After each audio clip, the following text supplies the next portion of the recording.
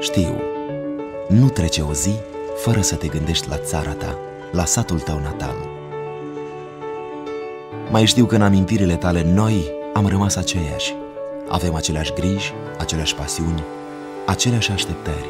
Localitatea îți simte lipsa din ziua în care ai plecat, iar totul a rămas acum pe umerii noștri, tot mai puțini.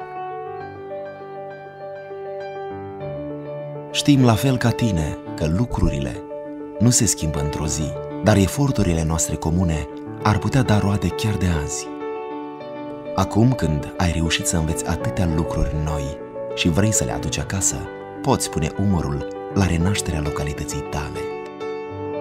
Alătură-te grupului de inițiativă pentru crearea Asociației de Băștinași din satul Cărpineni. Doar tu, împreună cu administrația locală și diversi parteneri, poți realiza fapte concrete pentru locuitorii satului cu care te mândrești.